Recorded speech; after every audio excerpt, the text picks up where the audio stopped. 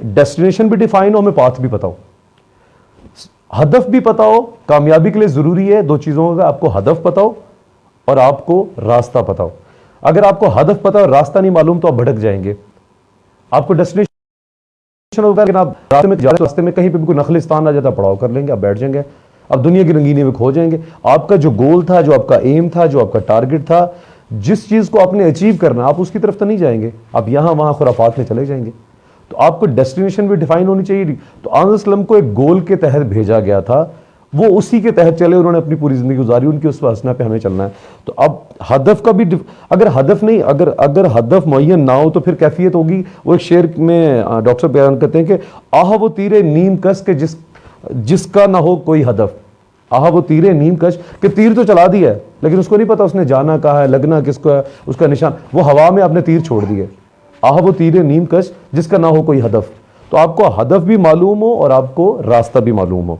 हदफ मुअय्यन हो, रास्ता मालूम ना हो तो तब भी इंसान भटक जाता है।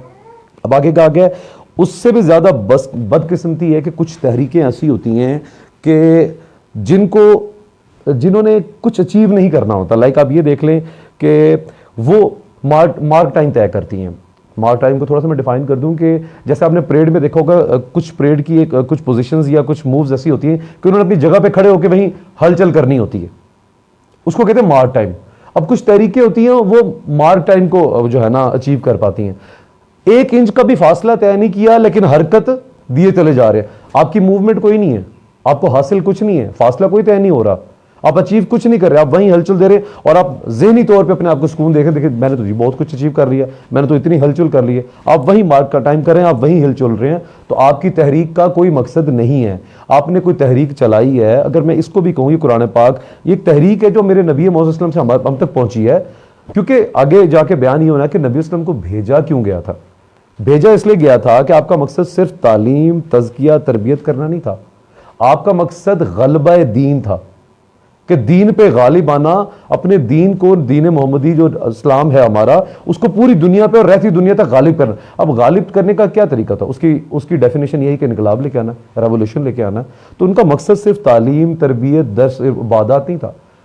जंगें लड़ी गई हैं मुशरिकीन के खिलाफ। वो देखे ना, इनका जब मुशरिकीन डट गए हैं, जब उन्होंने अल्लाह ताला की आयात की खिलाफ वर्जी की है, अल्लाह ताला के पैगाम की खिलाफ वर्जी की है, तो फिर हुक्म हुआ, फिर वो नबूवत के दर्जे पे फाइज वो मोहम्मद अरबी, वो महबूब खुदा, वो जंग में उतरे।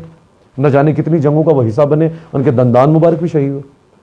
अब आप ये देखें कि रेवोल्यूशन के लिए ज़रूरी है कि आपको एक डेस्टिनेशन डिफाइन हो, पाथ डिफाइन हो, उसके बाद आप जो है मूवमेंट भी करें, कुछ अचीव भी करें। यही नहीं कि आप जो है ना वहीं रुके रहें, करें कुछ नहीं। और सर इसको इस तरह भी कहा जा सकता, अगर आप मार्क टाइम को फिजिकली छोड़ दें तो कुछ लोग सिर्फ बातें करते हैं। अब वर्बली आप उनसे सुन लें तो कहते हैं ना, आप लफ्ज़ों के पहाड़ खड़े कर देंगे और नतीजा कुछ भी नहीं है।